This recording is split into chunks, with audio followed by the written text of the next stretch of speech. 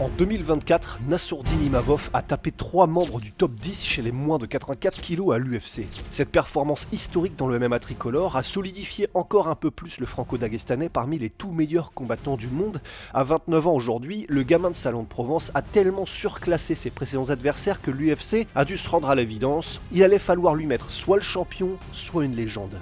Avec le combat entre Dricus du Plessis et Strickland dans les cartons et Khamzat en embuscade, il ne restait plus qu'un nom pour Nassourdine, The Last Stylebender, Israël Adesanya. C'est bien simple, les 12 derniers combats de Easy étaient pour une ceinture UFC. Alors lors de cette bataille en 5 rounds, ce sera la première fois depuis 2019 qu'un titre ne sera pas en jeu pour lui, et hors combat pour le titre en MMA, le néo-zélandais n'a tout simplement jamais perdu de sa vie. La tâche pour notre sniper est donc immense, mais la récompense potentiellement mémorable. Le 1er février lors de l'UFC en Arabie Saoudite, le destin sera en marche.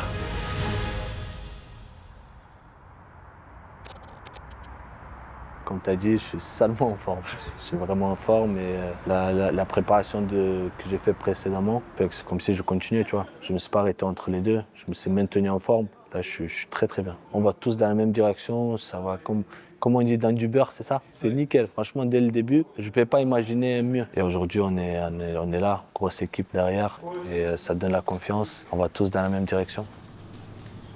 Pour préparer le combat de sa vie, Nassourdine Imavov a gardé la même équipe et le même cercle autour de lui qui était présent lors de cette monstrueuse année 2024. À quelques jours de l'échéance, nous sommes allés échanger avec la team au détour d'un sparring anglaise puis MMA avec les frères Bouafia. Et pour commencer, à quoi ça ressemble des discussions et négociations avec l'UFC quand il est question d'affronter l'une de leurs plus grandes superstars? Eh ben, on a été le demander à l'homme qui était au centre de tout ça directement, Younes, son manager.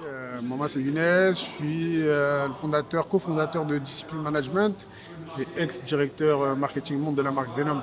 Comme dit Nas, il était presque au fait déjà. On a l'annonce très peu de temps après l'UFC Paris.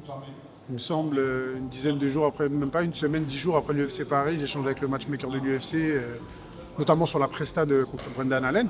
Donc quand on a parlé avec le matchmaker, etc., et ce qu'il a dit, c'est que lui, il avait kiffé le fight en fait. En fait, c'est un grand fan de grappe. Et gros échanges en grappe, grosse défense de lutte de Nas et tout. Et du coup, une semaine après le combat, on s'appelle et puis il nous propose, il nous dit je pense qu'on va le faire et ça va être à Adesanya. Donc je lui dis quelle date? Il me dit février. Je dis parfait, let's go. Donc du coup on appelle Nas et lui il est content. C'est un mec, il est là pour ces grands rendez-vous-là. Donc quand on l'a appris, voilà, il l'a su, il était grave content parce qu'il voulait ce gros combat. Donc maintenant qu'il l'a, il sait que c'est une demi-finale mondiale et que il doit faire briller le drapeau tricolore sur cette échéance. Donc on compte bien aujourd'hui, dans 2 semaines, avoir la plus grosse victoire du MMA français. Mais bien sûr. Ouais, Je mets jamais, maintenant je mets. Mais tu sais très bien, on met tous les jours. Je sais personne te Ça touche. sert à rien tous les jours de contester. Je sais personne te touche, quelqu'un me touche. Ce gars qui kiffe, il a fait 2 semaines de sparring sans protège-dents. Et je lui dis, on va chercher tout ça, on va chercher le protège-dents. Il dit, c'est nul, toute personne me touche. Parce que je prends la première punch dans la bouche, elle dit, non, je crois qu'il faut en protéger. Ça coûte cher les chicots, chacun. Pas genou, coup de tête. Bien. C'est quoi un coup de tête? Ouais, un coup de tête. Il y a un an, ils mettaient pas. Non, Protège-dents. protège-dents. Des grosses sparring anglaises. Non, mais là, la vasine, c'est trop. Ça, c'est obligé. C'est obligé. Je veux dire, avec Parce que maintenant, t'as une montée. Elle a abîmé ta peau, elle a abîmé là. C'est un autre niveau. Main event Arabie Saoudite, on est obligé. Avant, c'était pas obligé. Avant, tu pouvais aller cabosser un combat. Avant, c'était 100% fight. Mais alors, comment approche-t-on la stratégie pour une montagne comme Adesanya qui n'a affronté que les meilleurs du monde? Eh bien, voici ce qu'en dit le head coach Nicolas Hoth, avec lequel Nas a réalisé ce grand chelem en 2024. Très bien, on a fait tout le camp d'entraînement ici au Venom. Un camp d'entraînement made in France, une fois de plus. On a choisi de faire tout le camp ici, même si on a fait un pré-camp aux États-Unis pour commencer à se préparer, pour commencer à se mettre en forme, tourner avec plein de gens en MMA.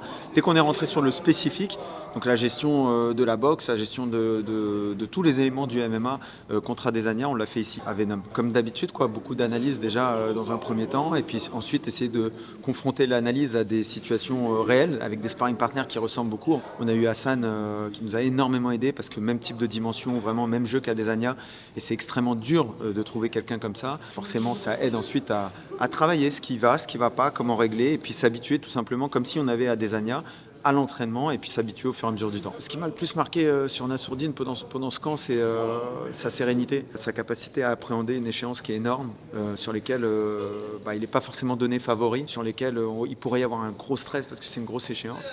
Et en fait, il l'a approché avec la sérénité habituelle, c'est celle d'un champion qui va prouver au monde son niveau. Est-ce que tu penses que debout, Nassourdine a les armes pour non seulement concurrencer mais battre Adesanya? Je pense qu'il va impressionner beaucoup de gens debout, Nas. Je pense qu'il va surprendre beaucoup de gens debout.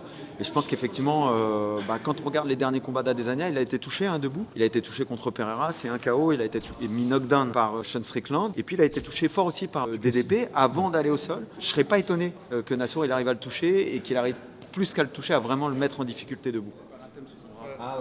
Et lors d'un camp d'entraînement comme celui-ci, il faut l'élite en termes de sparring et il la faut en première ligne. Ilian Boafia, 5-0 MMA pro avec 5 finitions avant la limite et ancien sparring de Khamzat, et son frère Soeb, double champion de France de boxe anglaise, accompagnent le sniper depuis des années maintenant et voici leurs impressions sur notre monstre et son évolution.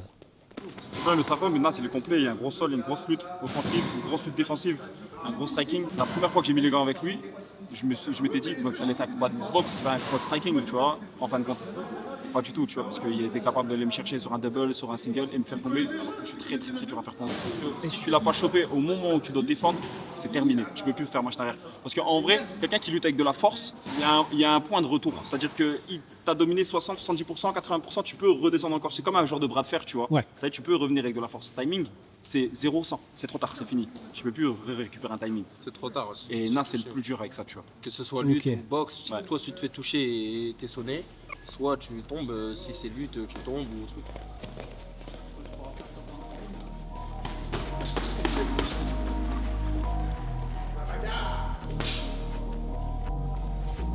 Les gars, vous êtes prêts? 3, 2, 1, go!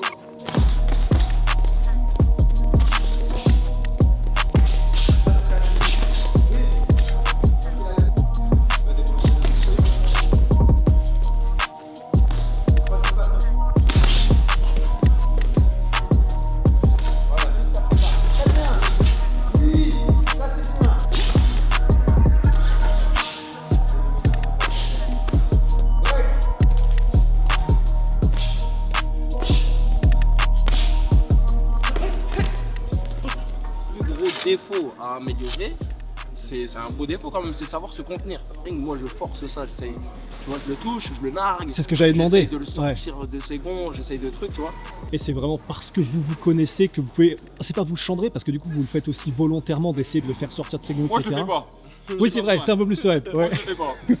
Lui, il joue un jeu dangereux et moi, j'aime pas trop la roulette russe, je te mens pas. Là je le fais parce que déjà, avant d'être un bon combattant, c'est une bonne personne, c'est un mec avec qui on s'entend bien et on rigole bien. Si moi je dois avoir un défaut à lui, je vais tout faire pour appuyer sur ce défaut pour pouvoir pour qu'il puisse s'améliorer, vraiment piquer là où ça fait mal, toucher les défauts. Et ces défauts, c'est le mettre hors de lui, donc je le touche, que ça soit plein fouet ou un petit peu, j'en fais des caisses pour qu'il s'énerve. Pour dire tu m'as pas touché, et quand il me dit tu m'as pas touché, c'est que je sais que c'est un truc et je pique, et c'est ce truc là, tu vois.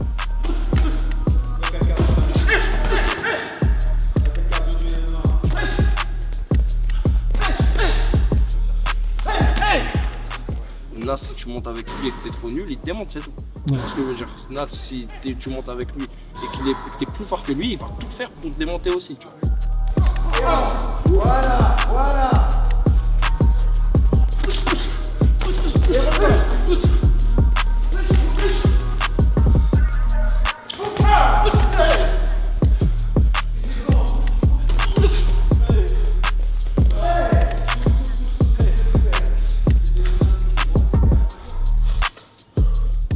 Je l'ai jamais senti aussi prêt pour un combat que là, tu vois. En termes de sparring, moi, comment je mets les gants avec lui, j'ai jamais eu autant de difficultés sur des sparring qu'en ce moment, tu vois.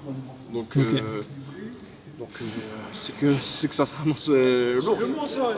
C'était bien. Je l'arrête à chaque fois. Hein? J'ai fait taper sur ton téléphone Ah merde. après le combat. Donc là, Ah yes, yes, yes. Ce qui est toujours impressionnant, c'est de voir qu'il est capable de mettre les gants avec des champions d'anglaise, comme ça va être le cas ce soir, avec des champions de boxe thaï, comme on l'a fait avec Jérôme Le Banner, comme on l'a fait avec Alexis Barbosa, et puis aussi avec des champions de lutte, comme on l'a fait pour le camp de Brendan Allen, ou avec des champions de sol. Et quelle que soit la dimension, il va être très concurrentiel avec les personnes avec qui il va faire des sparring. Et ça, c'est non seulement rare, mais c'est assez impressionnant. En fait, qui joue, comme tu sais, c'est un sport en fait où il y a un milliard de détails qui s'enchaînent. Mais l'aspect mental, en fait, c'est comment tu te sens en osmose aussi avec ton environnement. Je ne vais pas te l'apprendre, mais voilà, quand tu te sens à l'aise avec les gens que tu as autour de toi, que tu es en pleine confiance, forcément, ça va se retranscrire dans tes performances et sur ta manière de performer. Et aujourd'hui, je pense qu'il a réussi à définir autour de lui un cadre sur lequel il sait s'appuyer. Et surtout, en fait, on est, comme tu as pu le voir, tu vois, c'est très bonne ambiance, très bon enfant. C'est-à-dire que même si tu es sur un entraînement hyper dur, tu as de la chariade avec lui et Soeb sur un gros sparring. Derrière, ça rigole avant le sparring, ça rigole après le sparring. En fait, tous ces éléments-là font qu'il est dans son petit cocon. Tu sais, là, c'est quelqu'un qui est relativement introverti. C'est pas de la timidité, en fait. C'est juste quelqu'un qui aime bien garder son cercle proche, qui aime pas se mélanger. Et au final, quand son cercle proche, il sent que ce socle-là, il est solide, lui, en fait, il est prêt à partir en guerre pour eux. Je pense qu'il fait plus ça pour les gens que pour lui-même. Et sa famille, ça compte beaucoup. Son frère de la guerre qui est là sur tous les training camps, c'est leur rêve commun. Donc aujourd'hui, il se dit, je suis à si peu d'étapes d'accomplir ce rêve-là, je ne peux pas me louper. Un Nassourdine 3.0, toujours plus affûté, mais donc désormais mature et mentalement imbougeable. Voici ce à quoi aura affaire le vétéran et légende du game Israël Adesanya le 1er février à Riyad en Arabie Saoudite. Un duel de sniper, un duel d'esthète dans la cage, on va tellement en prendre plein les yeux lors de ce choc historique que la bonne idée serait probablement déjà d'investir dans des lunettes de soleil pour pas se cramer les rétines. Nassourdine Imavov versus Israël Adesanya, Français Daghestan contre Nigeria et Nouvelle-Zélande, passage de flambeau ou leçon de vieux sage, réponse samedi.